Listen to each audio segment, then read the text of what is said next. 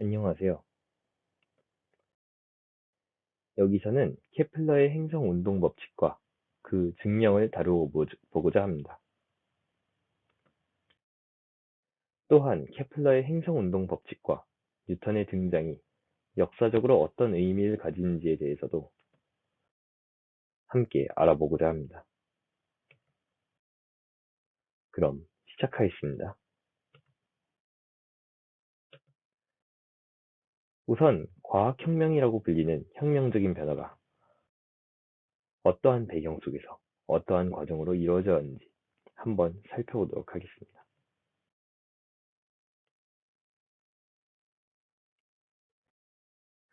16세기까지만 하여도 사람들은 지구를 중심으로 하여서 태양을 비롯한 여러 천체들이 돌고 있다고 생각하였습니다. 이러한 생각을 하늘이 움직인다고 하여 천동설이라고 하거나 지구가 중심에 있다고 하여 지구 중심설이라고도 합니다. 또한 이때 모든 천체들은 완벽한 원운동을 하며 지구 주위를 돌고 있다고 사람들은 생각하였습니다.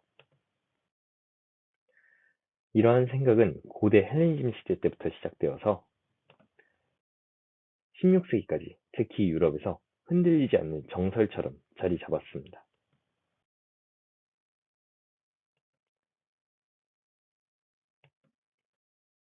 그러나 1543년 폴란드의 천문학자 코페르니쿠스가 죽은 뒤에 그가 쓴 저서 천구의 회전에 관하여가 출판되면서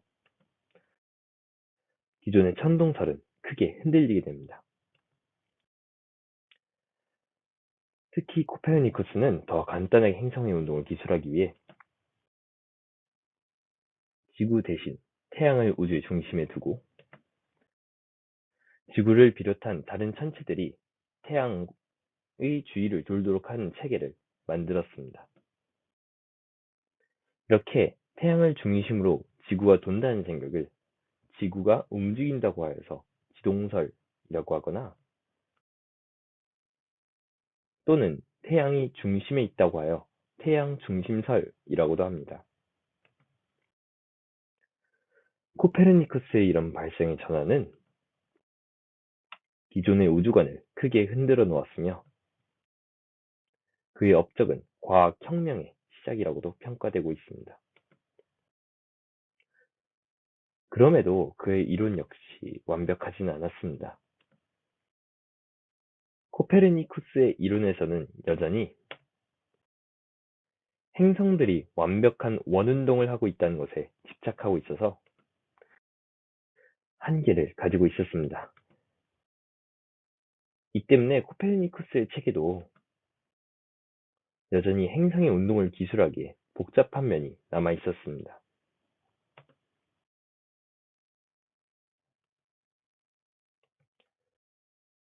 이러한 배경 속에서 등장한 케플러는 티코 브라헤 등의 관측 결과 등을 바탕으로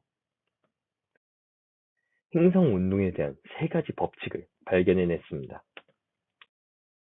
그의 발견 역시 기존의 우주관을 크게 흔들어 놓는 것이었습니다. 그가 발견한 세 가지 법칙은 다음과 같습니다. 먼저 제1법칙, 타원 궤도의 법칙입니다. 행성은 항성을 한 초점으로 하는 타원 궤도를 따라 공전한다는 법칙입니다.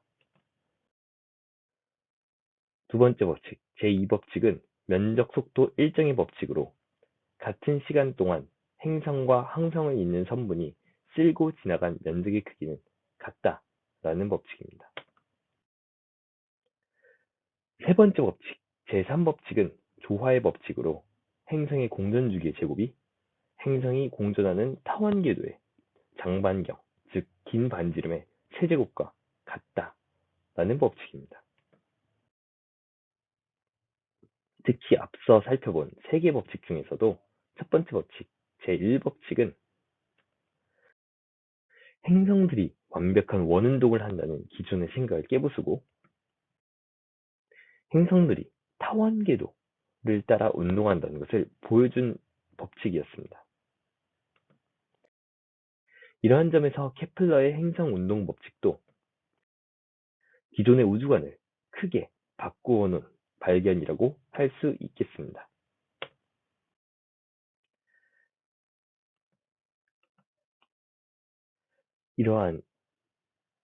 이렇게 기존의 우주관이 크게 바뀌어 오게 되면서 과학에 있어서도 큰 전환점이 찾아오게 됩니다. 특히 이러한 배경 속에서 뉴턴은 1687년에 프린키피아라는 이름으로 우리에게 익숙하게 알려져 있는 자신의 저서 자연 철학의 수학적 원리를 통해서 세 가지 운동 법칙과 중력의 법칙 또는 만유인력의 법칙이라고 불리는 법칙을 세상에 공개했습니다. 그중 세 가지 운동 법칙은 다음과 같습니다. 먼저 첫 번째 운동 법칙, 관성의 법칙입니다. 물체에게 가해진 힘이 없으면 물체는 항상 일정한 속도로 움직인다 라는 법칙입니다. 두 번째 법칙은 가속도의 법칙으로 물체의 운동량의 시간에 따른 변화율은 그 물체에 작용하는 힘과 같다 라고 하는 정리입니다. 라고 하는 법칙입니다. 세 번째 법칙은 작용과 반작용의 법칙으로 물체 A가 물체 B에 힘을 가하면 물체 B도 물체 A에게 같은 크기 그리고 반대 방향의 힘을 가한다는 법칙입니다.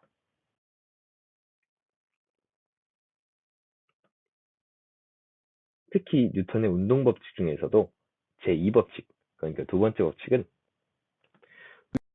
위와 같은 수식으로 간단하게 표현할 수 있습니다. 이를 특별히 운동 방정식이라는 이름을 붙여서 부르기도 합니다. 그리고 다음으로 뉴턴의 중력 법칙에 따르면 중력의 크기는 위와 같은 수식으로 표현할 수 있습니다. 뉴턴은 이러한 법칙들을 통해서 케플러의 행성 운동 법칙을 기하학적인 방법을 사용해서 증명하였습니다. 우리도 뉴턴처럼 케플러의 행성 운동 법칙을 증명해 보고자 하지만 뉴턴의 증명 방법은 복잡하고 이해하기 어렵기 때문에 여기서는 현대 수학에서 사용되는 미적분학이라든가 벡터라는 개념 같은 것들, 이런 현대 수학에서 사용되는 방법들을 이용해서 케플러의 행성운동 법칙을 직접 증명해 보고자 합니다. 더불어서 그 후에 뉴턴의 업적이 갖는 의미에 대해서도 간략하게 조금 더 이야기해 보도록 하겠습니다.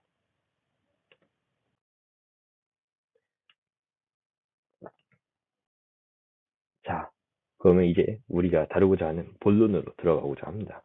그런데 우리가 다루고자 하는 문제는 태양과 지구, 그러니까 항성과 행성 사이의 상호작용이라고 할 수 있겠습니다. 이와 같이 두 물체의 상호작용을 다루는 물체를 이체 문제라고 합니다.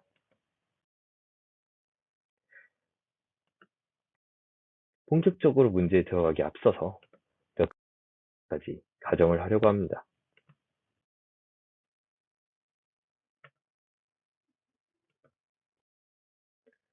먼저 우리가 앞서 살펴보았던 뉴턴의 운동 법칙이라든가 중력 법칙 같은 뉴턴의 법칙들이 모두 성립한다고 가정을 하도록 하겠습니다.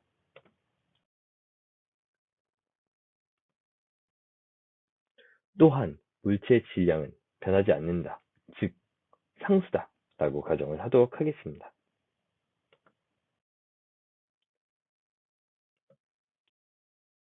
마지막으로 항성과 행성 사이에는 다른 힘은 작용하지 않고 서로 간의 중력만 작용한다고 가정하여 문제를 최대한 단순화하여서 풀어보고자 합니다.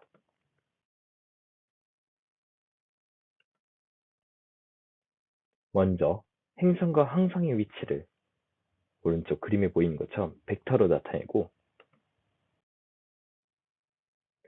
행성과 항성의 질량 중심을 찾도록 하겠습니다. 질량 중심은 왼쪽 위에 보이는 식으로 정의가 됩니다.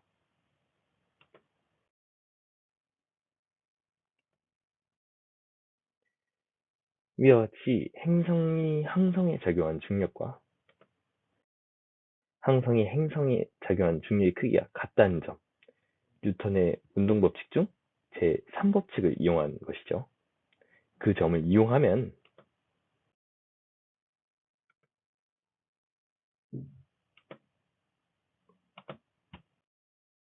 위와 같은 식을 얻을 수가 있게 되고요.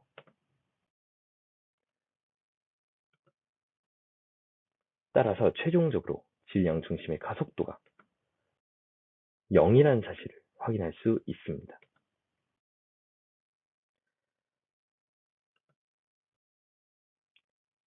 이때 질량 중심을 원점으로 하는 좌표계를 생각할 수 있습니다. 이러한 좌표계를 질량 중심 좌표계라고 하는데요. 왜 이러한 좌표계를 설정하냐고 하냐면 질량 중심 좌표계를 이용하면 행성과 항성의 운동을 보다 간단하게 표현할 수 있습니다. 오른쪽 그림에서 보이는 것처럼 조금 더 행성과 항성의 위치가 조금 더 간단하게 표현되는 것을 확인할 수 있죠. 또한 질량 중심 좌표계는 아까 우리가 확인한 것처럼 가속도가 0이기 때문에 질량 중심 좌표계는 관성 좌표계입니다. 관성 좌표계는 등속도 운동을 하는 좌표계, 그러니까 가속도가 0인 좌표계를 말합니다. 관성 좌표계에서는 뉴턴의 운동 방정식을 문제없이 그대로 사용할 수 있습니다. 따라서 질량 중심을 원점으로 하는 좌표계를 설정하면 여러모로 편리하게 문제를 해결해 나갈 수 있다라는 것이죠. 따라서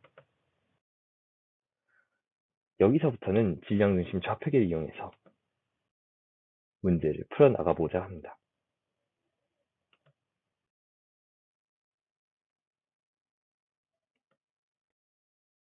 이때 뉴턴의 운동 방정식과 중력 법칙을 이용하면 위와 같은 식을 얻을 수 있습니다.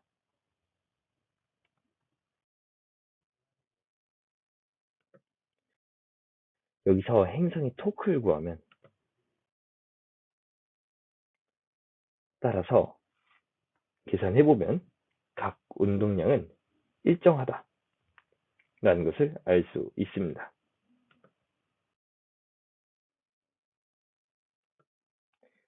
즉, 각 운동량은 상수 벡터임을 알 수 있고요.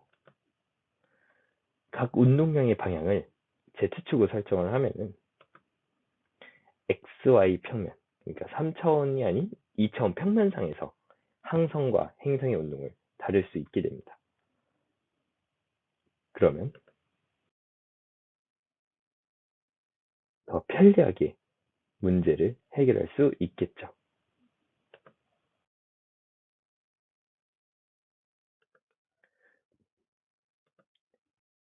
여기서 보다 더 문제를 단순화하기 위해서 데카르트 좌표계, 그러니까 XY 좌표계 대신 극 좌표계를 사용하도록 하겠습니다.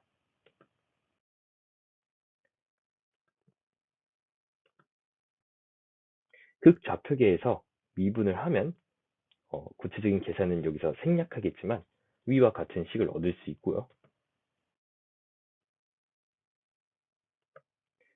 여기서 R은 라디 X, 그러니까 질량 중심 좌표계에서 행성의 위치 벡터로 보면요.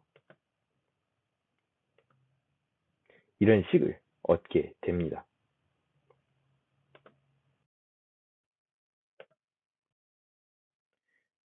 그래서 앞서 운동 방정식과 중력 법칙을 통해서 이끌어낸 위식을 참고하면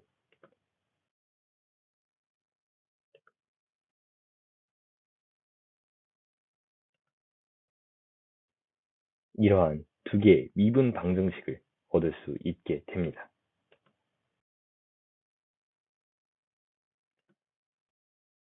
아까 보았던 식이 조금 깔끔하지 못해서 식을 조금 더 깔끔하게 하기 위해서 상수 K를 위와 같은 수로 설정을 하도록 하겠습니다. 그러면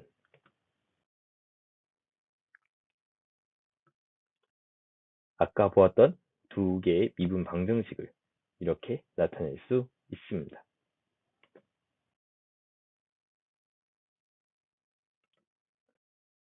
그러면 이제 본격적으로 미분 방정식을 풀어보도록 하겠습니다.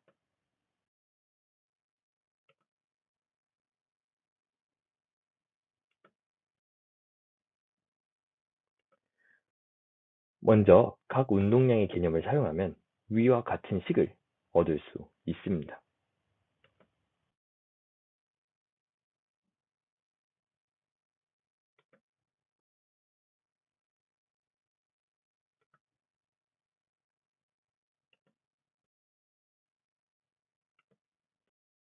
또한 미분을 통해서 위와 같은 식도 얻을 수 있게 됩니다.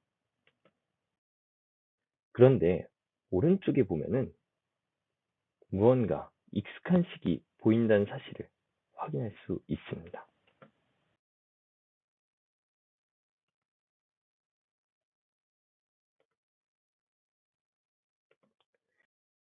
바로 우리가 앞서 보았던 두 개의 미분 방정식 중에서 두 번째 미분 방정식입니다.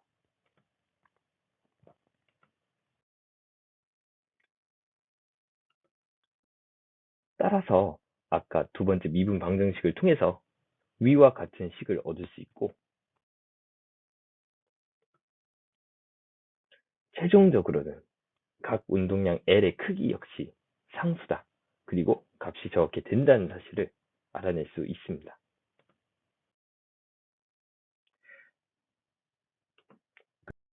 그러면 이제 두 번째 미분 방정식은 해결을 했으니 남은 첫 번째 미분 방정식에 도전해 보도록 하겠습니다. 미분 방정식을 더 쉽게 풀기 위해서 새로운 변수 u를 위와 같이 설정하도록 하겠습니다.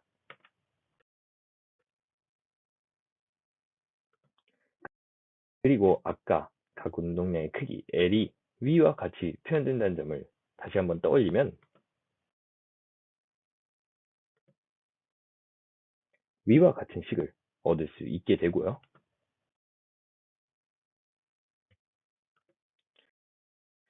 u가 정의에 의해서 우리가 정의한 것에 의해서 위와 같이 표현되므로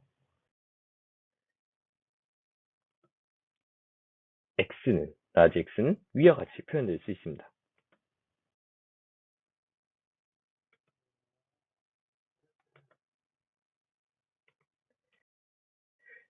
이러한 점을 적용하여서 x의 시간 t에 대해서 미분을 수행하면 구체적인 계산은 생략하겠지만 위와 같은 결과를 얻을 수 있고요. 이렇게 얻은 결과를 앞서 보았던 미분 방정식에 대입을 하게 되면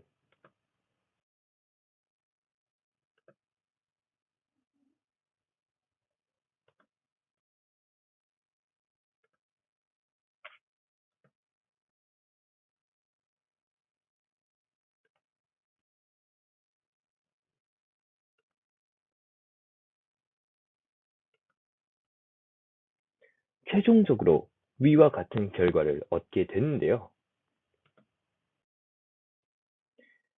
여기서 보면은 각 항에 똑같은 모양을 하고 있는 개수가 있다는 것을 확인할 수 있습니다. 그래서 양면을 이 개수로 나누어 주게 되면요. 이렇게 깔끔하고 아름다운 이계선형 미분 방정식을 얻을 수 있습니다.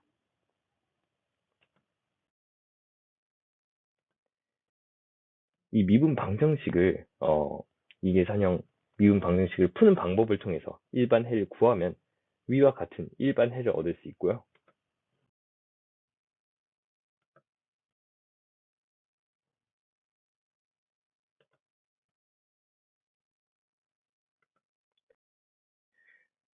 다시 u에 대한 표현에서 x에 대한 표현으로 다시 되돌려서 나타내면 위와 같은 식을 얻을 수 있습니다.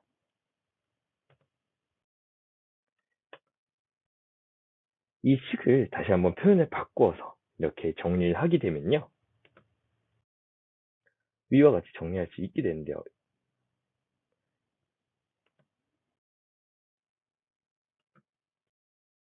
이런 형태는 원뿔곡선의 극방정식 형태입니다. 즉, 질량중심 좌표계에서 행성의 운동 궤도는 원뿔곡선 모양을 하고 있다는 것을 알 수 있습니다. 특히 이 원뿔곡선의 경우 20률에 따라서 구체적인 곡선의 모양이 결정되게 되는데요. 즉 20률 2에 따라서 원, 타원, 포물선, 쌍곡선 중 하나의 모양으로 궤도 모양이 결정된다는 것이죠. 오른쪽에 보신 그림에서 빨간색 곡선은 20률이 0인 원이고, 주황색 곡선은 20률이 0.5인 타원, 초록색 곡선은 20률이 1인 포물선이고요. 파란색 곡선은 20률이 2인 쌍곡선입니다. 이렇게 보시는 것처럼 20률 2에 따라서 궤도의 모양이 결정된다는 것을 확인할 수 있습니다. 그런데 행성은 태양의 주위를 떠나지 않고 계속해서 빙빙 돌게 됩니다. 따라서 태양의 주위를 살짝 스쳤다가 지나가는, 완전히 가버리는 포물선이나 쌍곡선 같은 궤도를 가질 수는 없겠죠. 만약 혜성 같은 천체라면 이런 궤도를 가질 수도 있겠습니다. 따라서 행성의 궤도는 타원이 된다고 볼 수밖에 없습니다. 원의 경우도 타원에 포함되기 때문에 행성의 궤도는 타원이라고 설명할 수 있습니다. 일반적으로.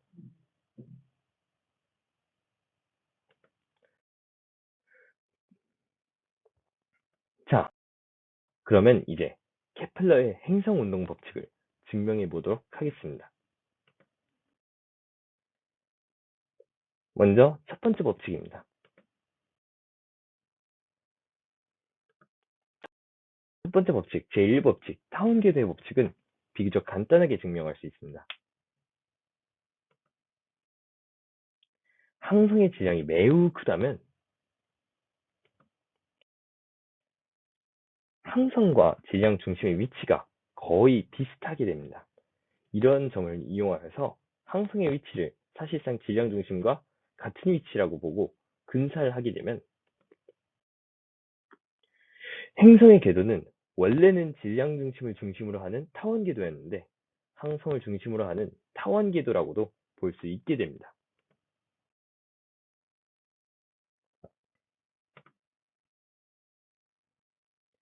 그 다음 제2법칙입니다. 여기서 행성과 항성을 잇는 선분이 쓸고 지나간 면적이라는 개념이 나오는데, 여기선 편의상 단순히 면적이라고 부르도록 하겠습니다.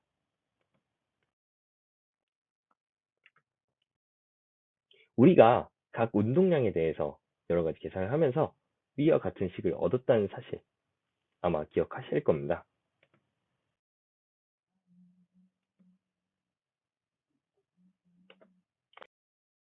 이 식을 통해서 계산을 하면, 구체적인 계산은 여기선 생략을 하도록 하겠습니다만, 면적의 변화율을 알아낼 수 있습니다. 위와 같이 나타난다는 것을 확인할 수 있죠.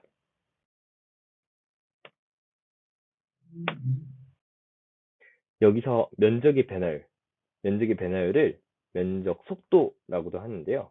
면적의 변화율이 상수이므로 이 면적의 변화율은 일정하고, 따라서 면적 속도는 일정하고, 그래서 이 법칙을 면적 속도 일정의 법칙이라고도 하는 것이고요. 따라서 이렇게 적분을 수행해 보면 같은 시간 동안 쓸고 지나간 면적도 결국 같다라는 것을 쉽게, 어렵지 않게 확인할 수 있습니다.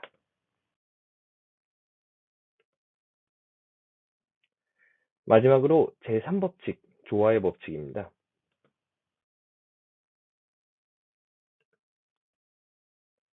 우선 공전주기, 그러니까 행성이 항성을 중심으로 하여서 한 바퀴 도는데 걸린 시간을 t라고 합시다. 그러니까 t 자체가 행성이 한 바퀴 도는데 걸린 시간이니까 t시간 후에는 행성이 항성을 중심으로 한 바퀴를 돈 후일 것이고, 그 얘기는 곧 t시간 동안 행성과 항성을 잇는 선분이 쓸고 지나간 면적은 타원궤도 전체의 넓이와 같다는 것을 의미합니다. 따라서 타원의 넓이 공식을 사용하면 위와 같은 식을 얻을 수 있게 됩니다.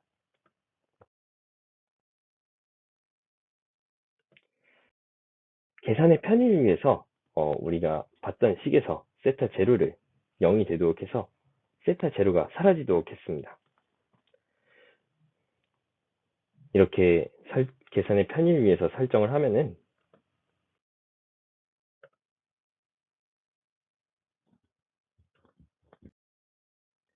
근일점과 원일점에서 위와 같은 식을 얻을 수 있게 됩니다.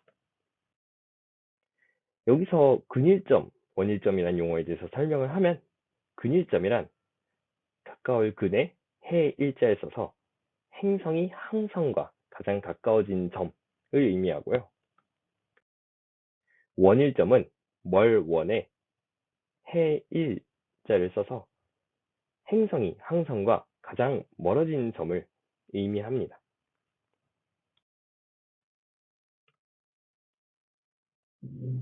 따라서 앞서 얻은 식과 이렇게 오른쪽 그림에서 보시는 것처럼 타원의 기하학적인 성질을 이용하면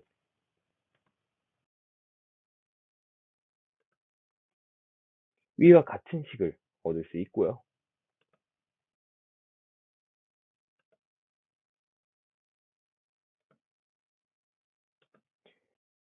이 식을 정리해서 위와 같은 결과를 얻을 수 있게 됩니다. L제곱은 어쩌고 저쩌고.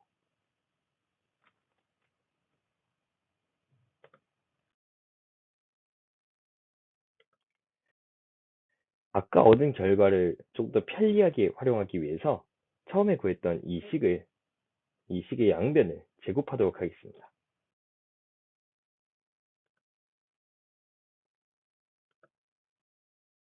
그래서 아까 얻었던 결과를 대입을 하게 되면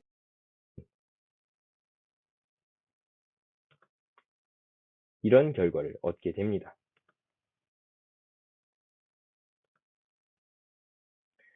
여기서 이런 조건을 만족하는 수를 선택을 하게 되면요.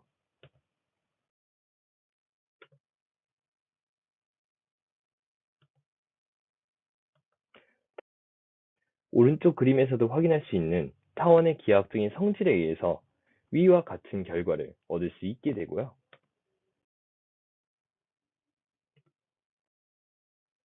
다시 앞서 계속 쓰고 있는 이 식에 방금 전 얻은 결과를 대입하게 되면요.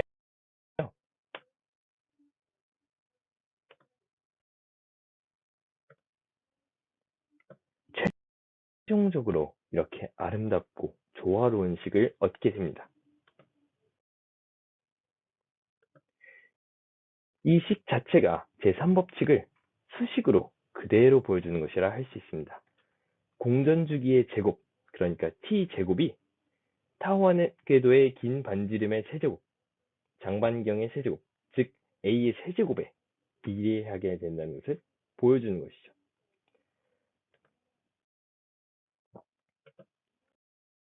이렇게 우리는 케플러의 행성운동 법칙까지 1, 2, 3법칙까지 모두 증명해 보았습니다. 이제 케플러와 뉴턴 그 뒷이야기를 조금 이어나가 보고 이 영상을 마치고자 합니다.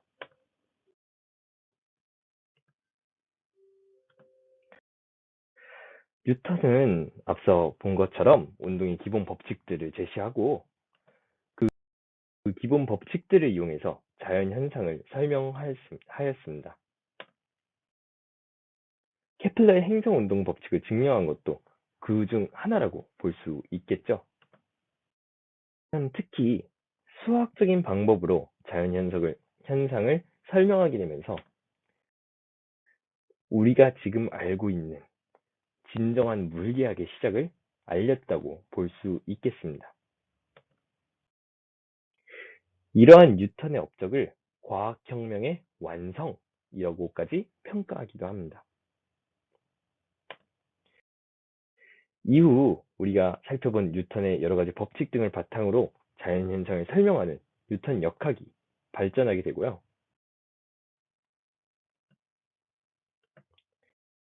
이렇게 뉴턴 역학을 출발점으로 하여서 빠르게 발전해 나간 자연과학은 19세기에 이르면 조금 과정에서 유럽 사람들의 사상을 완전히 지배하였다고도 말할 수 있을 정도로 크게 발전하게 됩니다. 이러한 19세기에 확립된 자연과학에 대한 강한 믿음을 바탕으로 자연과학뿐만 아니라 사회과학, 역사학 등에서도 자연과학의 방법을 도입하는 시도가 계속되었습니다. 이 정도로 자연과학이 매우 발전했고 또한 사람들이 자연과학을 매우 신뢰하고 있었다는 것을 보여주는 것이었죠.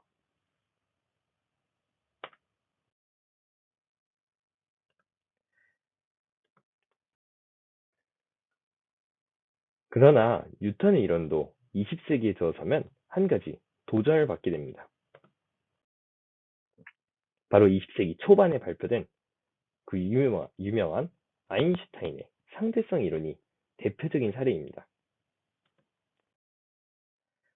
상대성 이론은 뉴턴 역학에서도 오류가 있었음을 보이게 되면서 새로운 현대 물리학의 토대를 마련하였다고 볼 수 있겠습니다.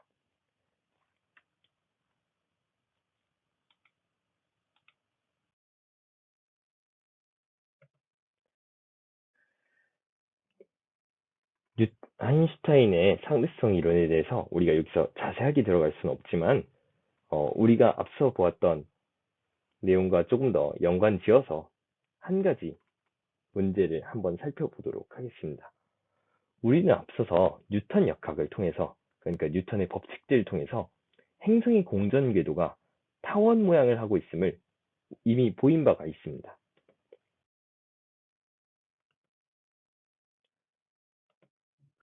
그러나 행성의 공전 궤도는 사실 완벽한 타원형은 아닙니다.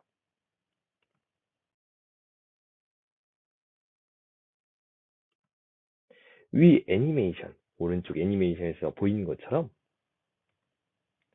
타원 궤도가 아주 조금씩 움직이면서 그 움직인 타원 궤도를 따라 행성이 공전하게 됩니다.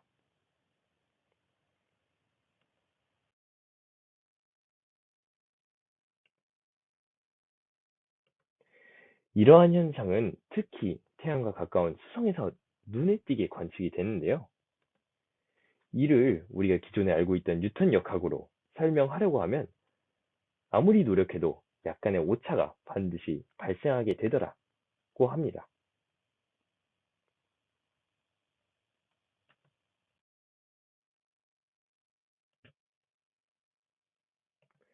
그러나 아인슈타인의 상대성 이론을 도입해서 이렇게 행성의 운동을 설명하게 되면 이러한 현상도 오차 없이 설명할 수 있다고 합니다.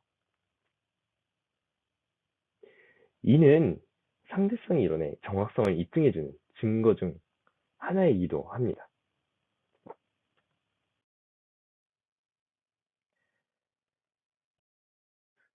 우리는 앞서 찬동설, 그러니까 지구 중심설부터 시작해서 코페르니쿠스의 지동설, 그러니까 태양 중심설, 그리고 케플러의 행성 운동 법칙까지 한번 살펴보았고요. 이어서 뉴턴 역학의 등장과 그 의미, 그리고 그 한계까지 알아보았습니다.